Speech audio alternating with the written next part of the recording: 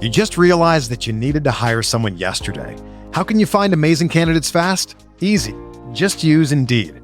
When it comes to hiring, Indeed is all you need. Stop struggling to get your job posts seen on other job sites. Indeed sponsored jobs help you stand out and hire fast. With sponsored jobs, your post jumps to the top of the page for your relevant candidates so you can reach the people that you want faster. And it makes a huge difference. According to Indeed data, sponsored jobs posted directly on Indeed have 45% more applications than non-sponsored jobs. Plus, with Indeed sponsored jobs, there's no monthly subscriptions, no long-term contracts, and you only pay for results. How fast is Indeed? Well, in the minute I've been talking to you, 23 hires were made on Indeed, according to Indeed data worldwide. There's no need to wait any longer. Speed up your hiring right now with Indeed. And listeners of this show will get a $75 sponsored job credit to get your jobs more visibility at Indeed.com/BWN. Just go to Indeed.com/BWN right now and support our show by saying that you heard about Indeed on this podcast. Indeed.com/BWN. Terms and conditions apply. Hiring? Indeed is all you need. Let's be honest. Shopping? Not my thing. I go to the store. There's a lot of people that, it's just not my thing. It's not football. All right. I spend way too long scrolling websites just looking for something simple like a nice pair of jeans. And I'm either overwhelmed by all the choices or can't find anything my style and end up with stuff that doesn't fit and doesn't work. That's why I use Stitch Fix. You just take a quick style quiz, share your size, your vibe, and your budget, and boom, you're matched with a real human stylists who handle the rest. They take care of the work for you. They send you a fix box with clothes that actually fit and make sense for your life, work, weekends, whatever. It saves you time. You look great, and you don't even have to think about it. That's the best part. It's no risk, all style. Try it all on in the comfort of your home. Keep what works, send back the rest. Free shipping and returns, always, and no subscription required. Plus, get a free try-on for your first fix. Get started today at stitchfix.com/podcast to get $20 off your first order, and they'll waive your styling fee. That's stitchfix.com/podcast. What's up, y'all? It's Drewski, and I've teamed up with Mountain Dew to produce a hilarious new basketball podcast called The Dew Zone with Drewski. Learn the backstories of your favorite ballers and celebrities like Jamal Murray. Did you have a favorite team? Was it the Raptors at the time or no? Was the Raptors even started around that time? Come on, bro. I ain't that old, fam. You talking like I'm 50. Taylor Rooks, Asia Wilson, and many more. You won't want to miss this. Listen to The Dew Zone with Drewski on Apple Podcasts, Spotify, and wherever you listen to podcasts.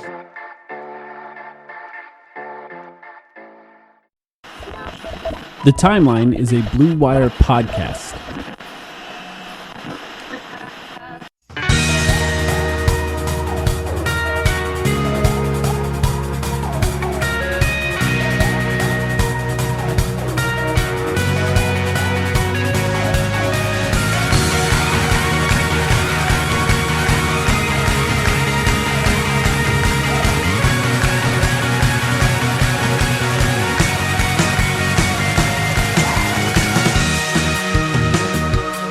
Welcome to the Timeline of Phoenix Suns podcast. My name is Mike. I'm here with Sam. Sam, how you doing?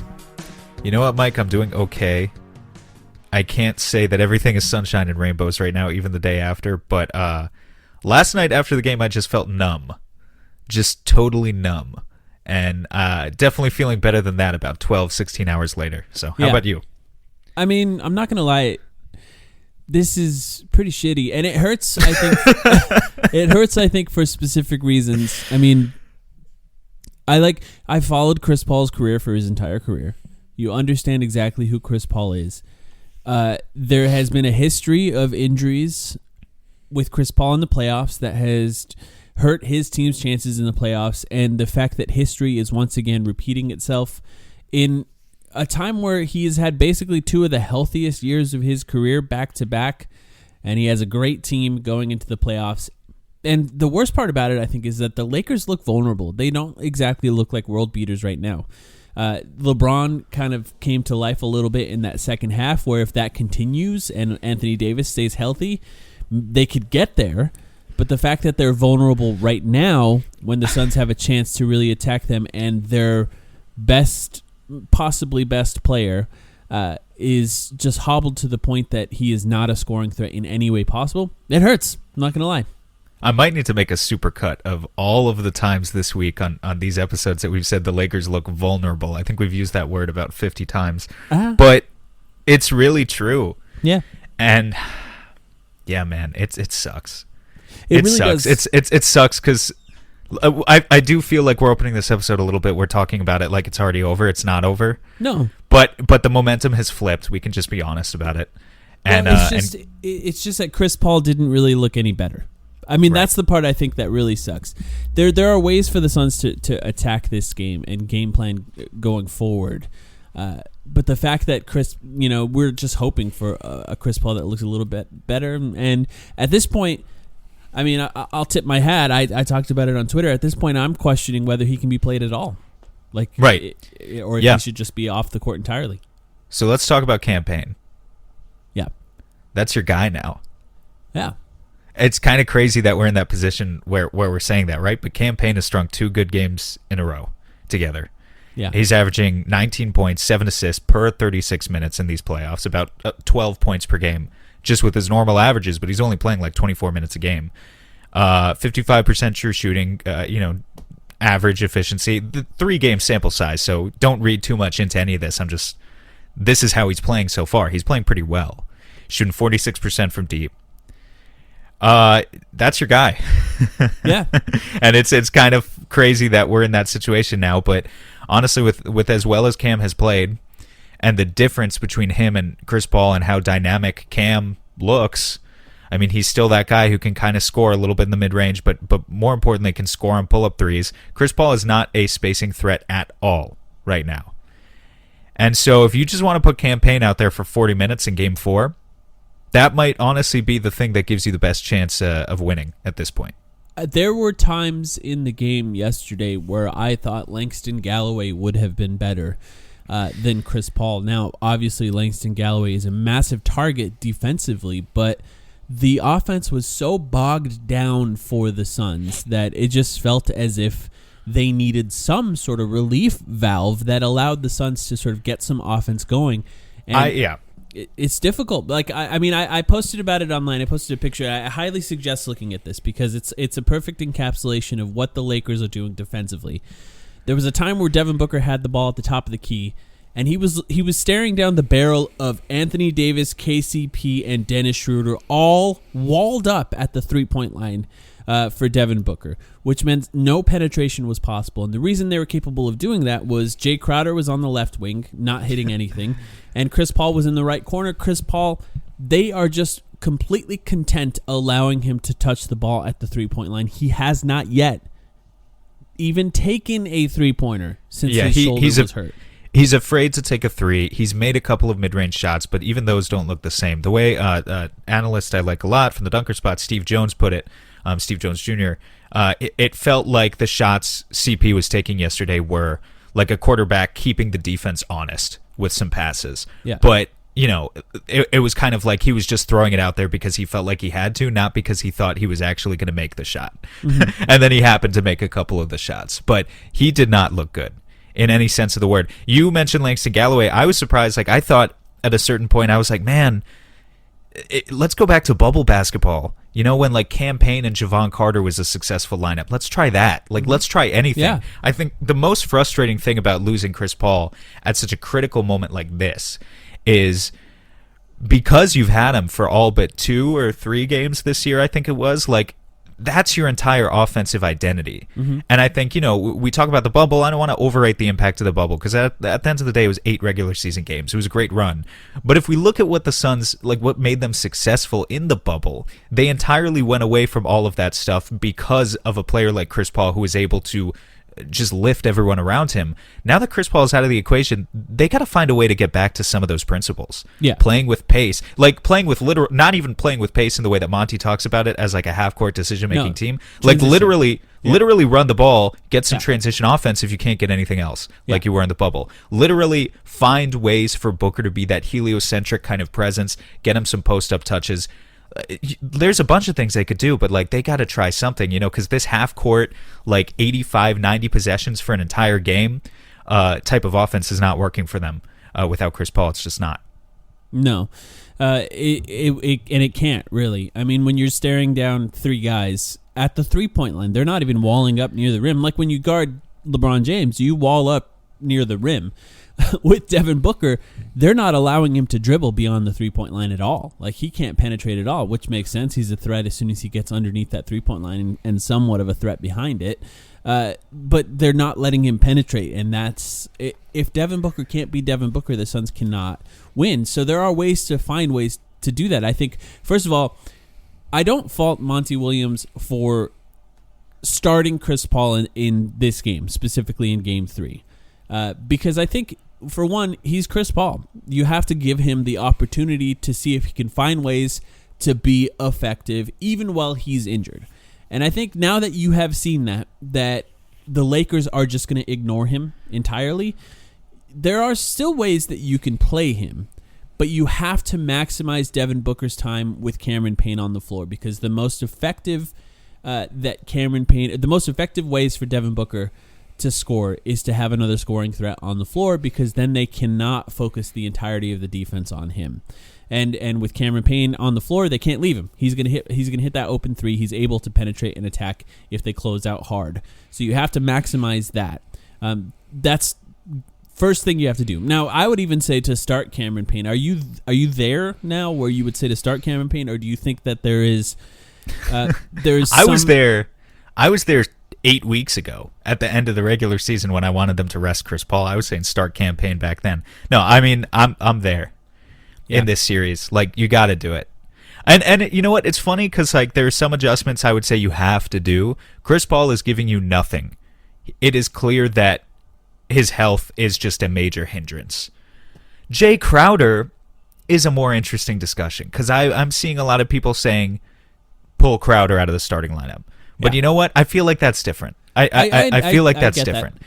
And I mean, there's nothing mechanically wrong with Jay Crowder that should allow him to shoot 2 for 20 from deep. Yeah. It is just the worst possible timing for him to have that sort of shooting stretch. And I'm not sure. I mean, I'm just curious to get your thoughts on this. I'm not sure that that's the right situation to make a panic adjustment for Game 4. No, I completely understand that, because I think you're right that there's a possibility that in Game 4, Jay Crowder hits his first 4 threes. He's just that kind of player that just can explode and go cold at times. And it's like, you know, with that right now. But at some point, don't you have to realize if he's going through a cold, there's not going to be. Like, you can't play for Game 6. You can't even play for Game 7. At this point, you're playing for this specific game. So I think there is an argument that can say that maybe Cameron Johnson should play those starter minutes. And to be honest, if you're talking about eliminating Dario Saric minutes entirely, which they experimented with Frank Kaminsky in this game, it went okay. It wasn't awful, but it was not good either. Which is similar to the Dario Saric minutes, but Dario Saric minutes were arguably worse. Okay, it was not good. It was not good. However, like, it's so far down the list of things that went wrong last night, you know? So far down. Like, we survived the Frank Kaminsky minutes, kind of, and that was enough for me last night. In the grand scheme of everything else that happened last night, that's kind of the least of my concerns. Here's why I think you can get away with potentially putting Jay Crowder on the bench, because what the Lakers were doing, and this is assuming they stick to the rotations that they were, and to be honest, they have no reason not to do this. If you have Jay Crowder on the bench, the idea of a front court of Cameron Johnson and Torrey Craig is a little bit scary to me. The idea of a front court coming off the bench of Torrey Craig and Jay Crowder instead of potentially Dario Saric or Frank Kaminsky is just a little more palatable to me, because what the Lakers were doing is they actually were taking LeBron out relatively early and allowing Anthony Davis to play in extended minutes, and then bringing LeBron in to play against the Suns bench with some of the Lakers bench players. And now LeBron obviously is going to try to beat up on the Suns bench as much as possible. If you have Dario Saric in, if you have Frank Kaminsky in, that's going to be tough. Frank Kaminsky was getting beat on pick and rolls where LeBron was just picking it apart with his passing. Dario Saric is going to get buried underneath the rim with LeBron James playing the way he is. If you have some sort of version of Jay Crowder and Torrey Craig on that, maybe you get killed by offensive rebounds. Now, it's very possible. And at that point, you can adjust and maybe play Frank Kaminsky if you absolutely have to, or Dario Saric if you absolutely have to. But the idea of a fully switchable defensive scheme with those two guys playing and one of them guarding LeBron, the other one attacking the basket on rebounds as much as possible. Obviously, gang rebounding is important. Maybe you have Cam Johnson in still too. I just like that a little bit more. Now, you can say that Cameron Johnson can still come off the bench. I'm still okay with that. I think the bigger adjustment would be Cameron Payne. Interestingly, there is a utility to Cameron Johnson in that starting lineup too.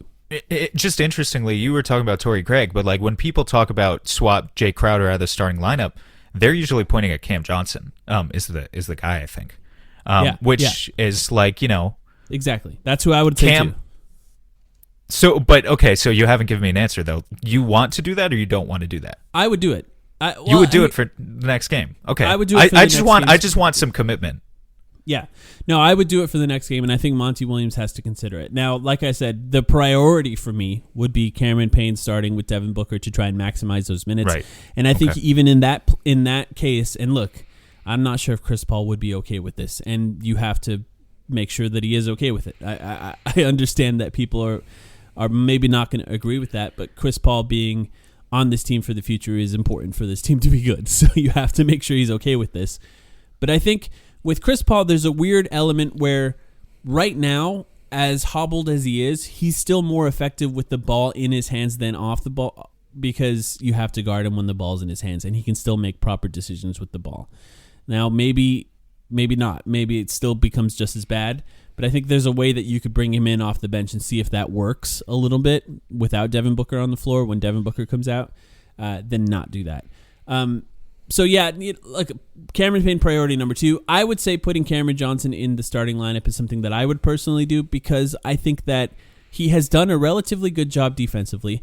LeBron James comes out pretty early in those minutes, so yes, you spend some time with him, maybe on LeBron, maybe him on AD for some possessions, and then LeBron comes out anyway, and then you have an extended run with Cameron Johnson on the floor. When LeBron comes back in, you could have one of Torrey Craig or Jay Crowder on him when he comes in versus the bench. So that's how I'm looking at it. What do you think? I don't have the stats on hand, but I do think Cam is a better transition player by a good amount than Jay too.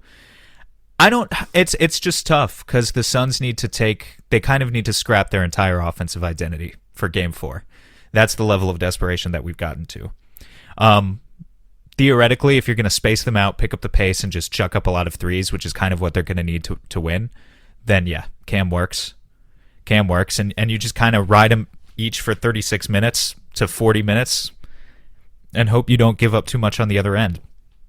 Yeah. It's just crazy that this is what we have arrived to. It's also crazy that in just pure ironic misfortune, the guys that the Suns added who are supposed to be so successful for us in the playoffs and were supposed to take us up another level, Chris Paul and Jay Crowder. And Chris Paul, I don't hold it against him that he got hurt. Jay Crowder, it's just weird. It's just weird. No, I think that Jay Crowder, if you just take out the shooting entirely, has played well. Like he's shooting when he has to. I think the ball winds up in his hands when the shot clock's running down a little too much, and like that tends to like inflate how bad the shooting numbers look. There was that one possession last night, and there were a million of these types of possessions, but one possession in particular where the Lakers broke down like several actions in a row, and like 3 seconds left on the shot clock. Devin Booker's at the top of the key. He does like a handoff to Jay Crowder, who's like 30 feet out, and like, you know, it felt like a lot of that throughout the game. Like the Suns were down 10 and it was just like, just give me a good offensive possession. We can get back in this game, and that's what they were going to instead. Yeah. I guess you got to give a lot of credit to the Lakers. Yeah, they have a very good game plan against the Suns, and look, it's easy. I said it before. It's easy to game plan against the Suns when Chris Paul can't score. It really is. You stop everything that Devin Booker's doing, and then what they've done really well, I think, is they sort of zone out on the corners. So they stay in the passing lane on the corners, essentially, to try and stop any corner threes from happening. You saw at the start of the game, there were multiple possessions of Mikal just sort of flaring out to the top of the key and getting open shots at the top of the key, because that's an easier pass for the guards to make. When they zone in the corners, they stop any of those passes from coming to the corners and then focus the defense on Devin Booker. What you're doing is you're forcing guys to create from the top of the key who are not good at creating from the top of the key. Exactly. And And just looking at the tendencies in the shot chart, like the Lakers are looking at the shot charts when they do that. They know a guy like Jay Crowder in one corner, a guy like Mikal Bridges in the other corner. Those guys are 40-45% corner three-point shooters. If you can get them to where they have to flare out to the top of the key, there may be only 33-35% out there. Yeah. It's not as much their shot. Yeah. So it's great. You just realized that you needed to hire someone yesterday. How can you find amazing candidates fast? Easy. Just use Indeed. When it comes to hiring, Indeed is all you need. Stop struggling to get your job posts seen on other job sites. Indeed's sponsored jobs help you stand out and hire fast. With sponsored jobs, your post jumps to the top of the page for your relevant candidates so you can reach the people that you want faster. And it makes a huge difference. According to Indeed data, sponsored jobs posted directly on Indeed have 45% more applications than non-sponsored jobs. Plus, with Indeed sponsored jobs, there's no monthly subscriptions, no long-term contracts, and you only pay for results. How fast is Indeed? Well, in the minute I've been talking to you, 23 hires were made on Indeed, according to Indeed data worldwide. There's no need to wait any longer. Speed up your hiring right now with Indeed. And listeners of this show will get a $75 sponsored job credit to get your jobs more visibility at Indeed.com/BWN. Just go to Indeed.com/BWN right now and support our show by saying that you heard about Indeed on this podcast. Indeed.com/BWN. Terms and conditions apply. Hiring? Indeed is all you need. Listen, life's all about leveling up. Whether you're handling business on the field or kicking it in your zone, you like to celebrate with cigars that match the moment. That's why you should link up with Famous Cigars to bring you a wild deal. Right now, you can grab 8 premium cigars for just $8. You heard that right. 8 top-rated cigars at $1 a stick. Top quality brands like Oliva, Romeo y Julieta, and Davidoff. Handpicked just for you and worth over $80. Hit up famouscigars.com/cam and lock in this exclusive deal. While you're there, check out their insane selection of premium cigars, all shipped fresh and fast from their massive 20,000 square foot humidor. That's half a football field. Famous Cigars has been in the game since 1939 and still family owned. So celebrate every win with the folks at Famous. 8 cigars for $8. famouscigars.com/cam. Planning by them, I would say it's maybe looking like my Clippers aren't going to make it to the second round, but I was going to say I would be interested to see a theoretical matchup between these two teams, the Lakers and Clippers. Obviously, I hope the Suns win, but just like theoretically, because the Clippers are like one of the best corner three-point shooting teams, both in frequency and efficiency this year of all time. It would be really interesting to see kind of how they game plan against a team like that as well.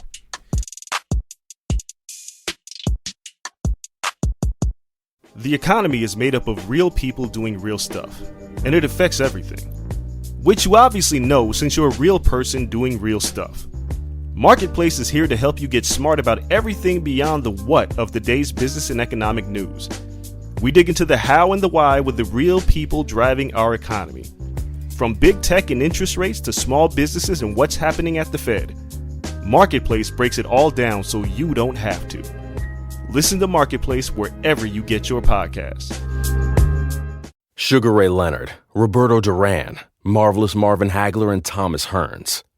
Legends, whose four-way rivalry defined one of the greatest eras in boxing history. Relive their decade of dominance in the new Showtime sports documentary, The Kings, a 4-part series premiering Sunday, June 6th, only on Showtime. Yeah, I mean, look, it would be harder for them to game plan like this with multiple shot creators who can create for themselves and for others. Chris Paul makes it harder for them to do that because then they have to help off the corner when Chris Paul comes around a screen and is able to kill them from mid-range, especially when they're walled up against Devin Booker on the opposite end. Like, this game plan works because Chris Paul is not Chris Paul. Like, that's why it works. And look, and I'm still giving the Lakers credit. I still think they're doing a really good job of administering this game plan. But the fact that they're essentially saying, we're going to stop your corner three-point shooters, we're going to stop your wings, we're going to force you to shoot shots from the top of the key as much as possible. Another place where Devin Booker's not really great at shooting from the three-point line, and none of the wings are capable of that. We're going to wall up on pick and rolls to make sure that you can't get mid-range shots off, and that's going to leave DeAndre Ayton open at the rim, and we're okay with that. That's essentially what they're conceding, because you have to concede something in the playoffs. Teams are too good to not give them something. That's a fascinating game plan, and it's going to work unless the Suns can find ways to get other people scoring. And I think Cameron Payne, a lot of pressure comes on Cameron Payne to do this, but I think if they continue to defend Devin Booker the way they are, Cameron Payne's going to find himself open and getting to the rim a lot.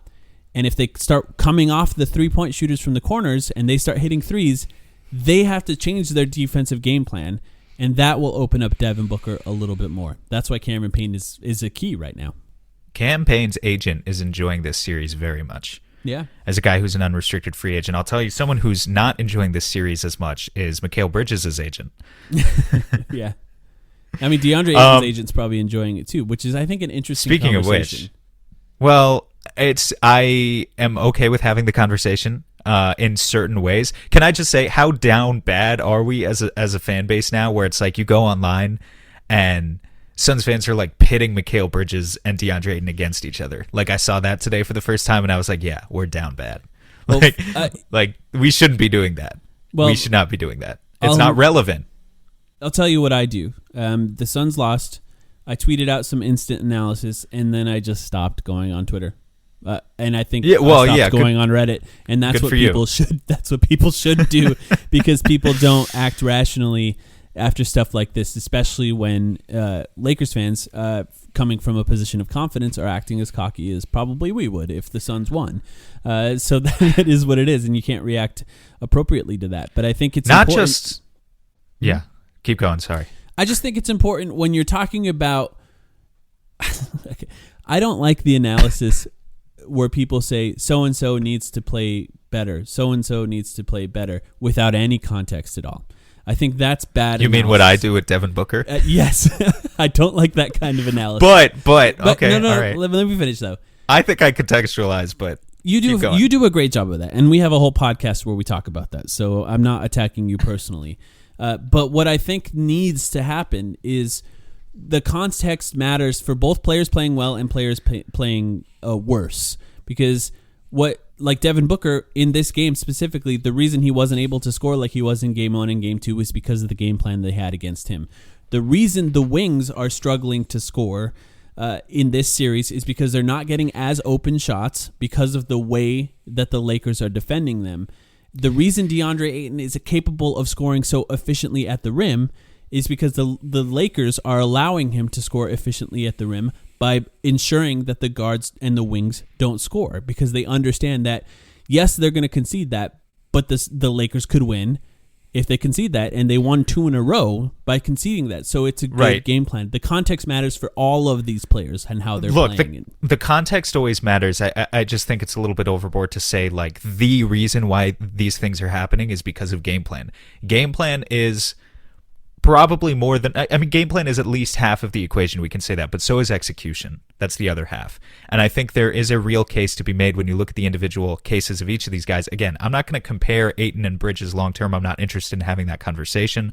What I can just say about each of those guys individually, Ayton, the game plan has been for him to score those easy layups and dunks. The execution on his part has been as good as it possibly could be, though. Like, I think Ayton, if there's anything to praise Ayton for, I don't think we've seen a different DeAndre Ayton this series. I think we're just seeing a guy who's been asked to play a certain role, but he's playing that role to perfection. I think his hands have been really good. He's caught everything that the Suns have needed him to catch, and that's not something that hasn't always been a given for DeAndre Ayton. So I think there are certain things to praise about his execution. Whereas with Mikal, yeah. Caveat offensively. I'm talking offense right now.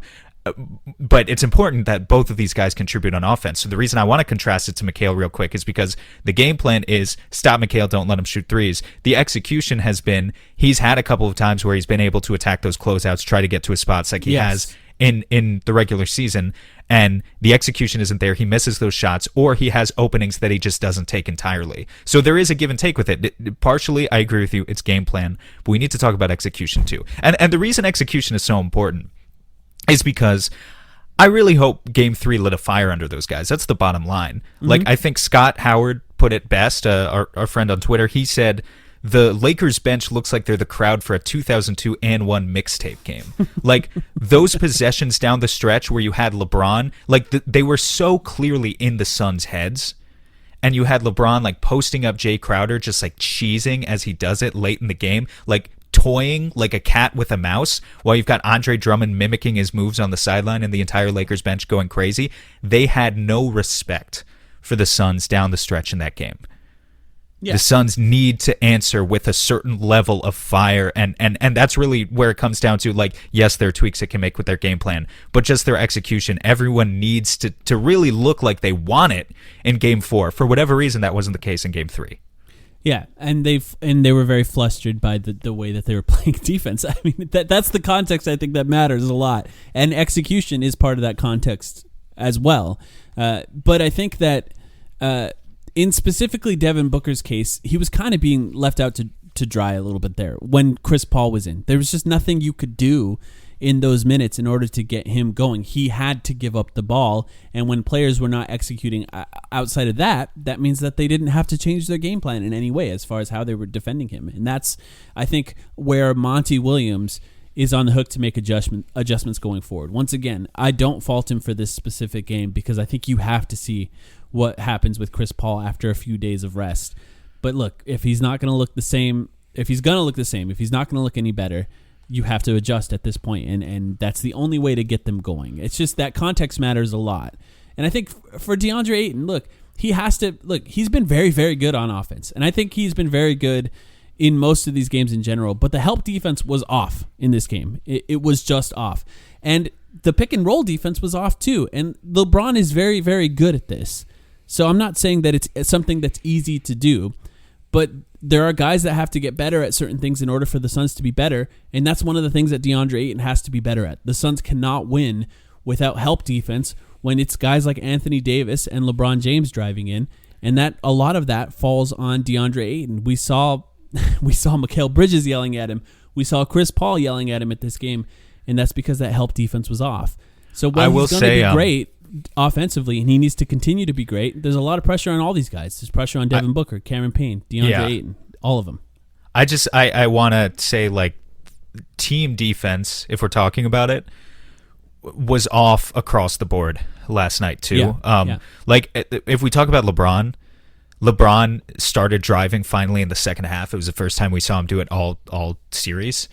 Right, so but I don't even know if he necessarily turned a switch. Like, his scoring still wasn't that intimidating, nor was it that impressive. What he was masterful about last night, though, remember when we made that video early in the season where we talked about Devin Booker fooling defenses with just his eyes, and like how he had ascended to a new level as a manipulator in the pick and roll? That was LeBron last night. LeBron was as good as you can possibly get with his passes were on point consistently. He's the best. He's one of the best at it ever. What was depressing about it, though, is that the Suns have typically this season been a very good team about their off-ball movement for cuts on offense, and generally pretty good at shutting down the other side.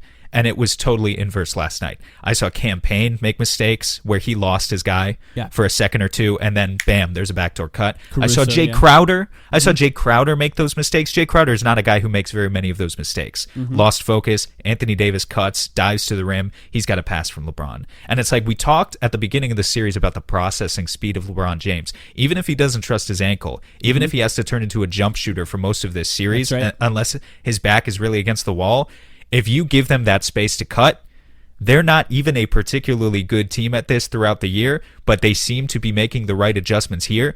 And if you give them that, they will take it. And that was another very frustrating aspect of watching the Suns try to play defense last night. When we talked about the previous game, when we talked about potential adjustments, we talked about the idea of not fouling. And I think, by the way, Suns fans that were complaining about the refs in this game, I didn't actually see it, but I saw people complaining about people complaining. So for whatever reason, I don't follow a lot of people, so I'm not as plugged in.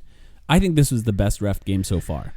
There were problems, and that was a cheap foul by Devin Booker at the end of the game. He was clearly frustrated, and you can't let Dennis Schroeder get in your head of all players, and he should have been ejected for that. So it is what it is. Maybe Anthony Davis should have been ejected before, but we know that's not going to happen at the beginning of the game. If Devin Booker did this at the beginning of the last game, I bet he wouldn't have been ejected either. I think a lot of it had to do with the fact that it was the end of the game. That's how reffing works.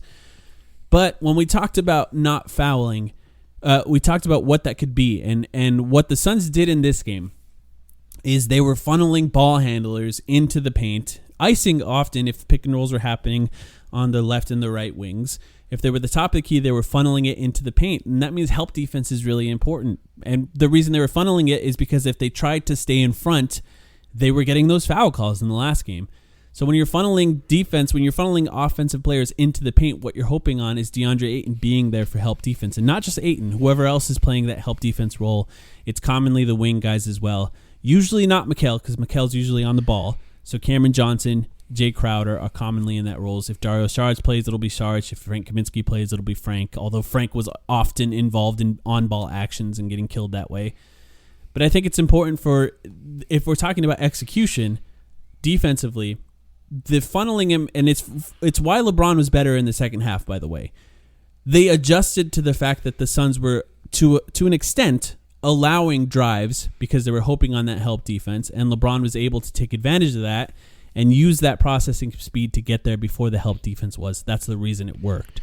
So I think this is a relatively good game plan, but they have to execute it a lot better defensively in order to do that.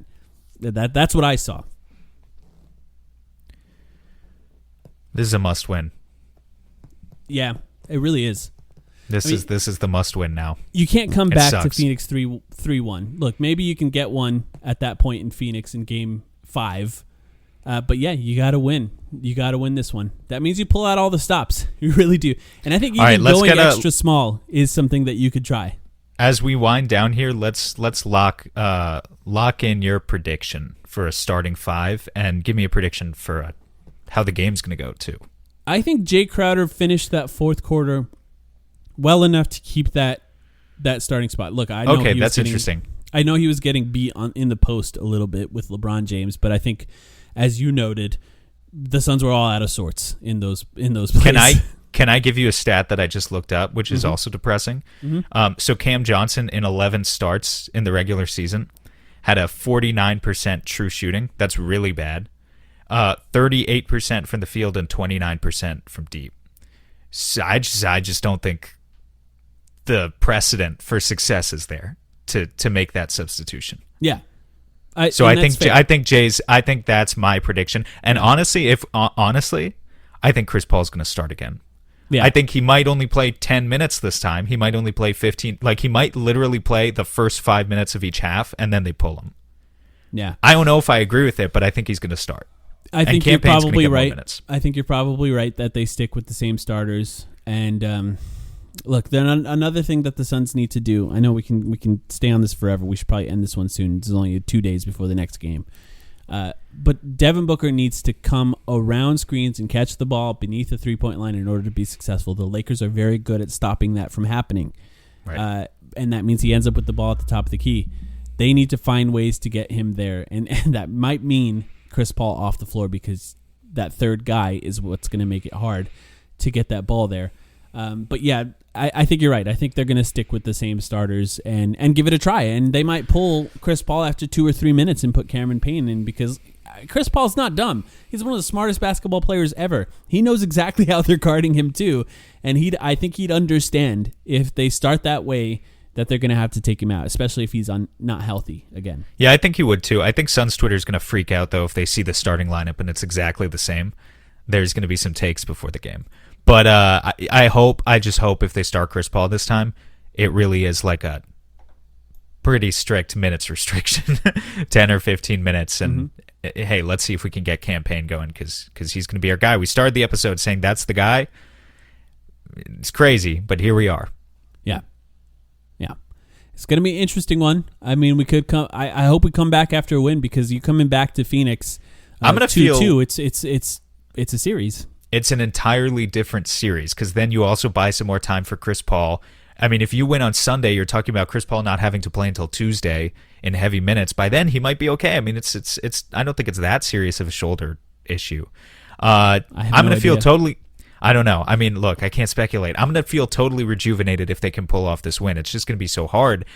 If they have anything going for them, it would be that I hope they show that fight, feeling the pressure a little bit after just having their asses handed to them in Game 3. but maybe they come out and it looks like their spirit is broken again, in which case I'm going to be really disappointed. Just have to wait and see.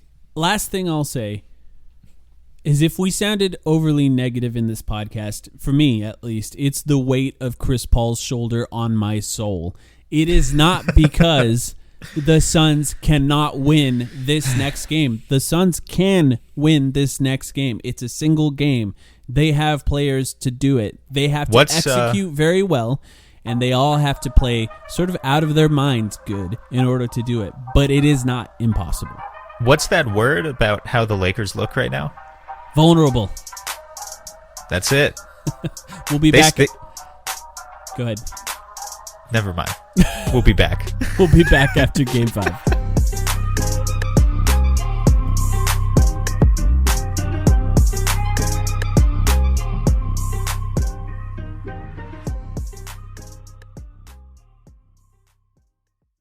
Sugar Ray Leonard, Roberto Duran, Marvelous Marvin Hagler, and Thomas Hearns. Legends, whose four-way rivalry defined one of the greatest eras in boxing history. Relive their decade of dominance in the new Showtime sports documentary, The Kings, a 4-part series premiering Sunday, June 6th, only on Showtime.